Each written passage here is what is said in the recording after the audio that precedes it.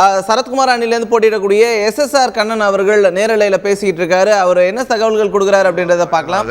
எங்களுடைய தலைவர் அண்ணன் சரத்குமார் அவர்கள் கூறியிருக்கிறார், சங்கத்தின் தலைவர். ஆகவே அதற்காக எங்களுக்கு வெற்றி கிடைக்கும். நன்றி, வணக்கம். பாதுகாப்பு பணிகள் மிக அருமையாக இருக்குதுங்க.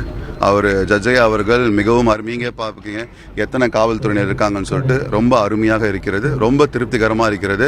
சில பேர் நாங்கள் இங்கே வந்து எங்கள் அணியிலிருந்து கொலை மிரட்டல் கொடுத்தோம், அதுக்கு எந்த விதமான அவசியமும் கிடையாது, நல்ல முறையில் நடக்கும். சார், உங்களுடைய தந்தையார் தலைவராக இருந்திருக்காரு, அதில் நீங்கள் வந்து பொருளாளராக போட்டிக்கிட்டு இருக்கீங்க.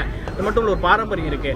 இப்போ மிகப்பெரிய ஒரு விமர்சனம் இந்த தேர்தலில் எப்பவும் இல்லாத அளவுக்கு, அந்த விமர்சனத்தை எப்படி பார்க்குறீங்க? எப்போதுமே இல்லாத விமர்சனத்தை வந்து நான் எப்படி பார்க்குறேன்னா, இது தானாக உருவானது. ஒருவர் வேணுமென்றே இந்த மாதிரி விமர்சனங்களை கொண்டு வரணும் பண்ணுறாரு.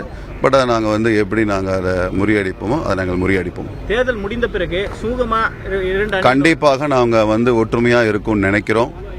ஆனால் ஒற்றுமையாக இருக்காது, இல்லாமல் இருக்கிறது அவங்களோட இஷ்டம். நாங்கள் ஒற்றுமையாக இருக்க நினைக்கிறோம்.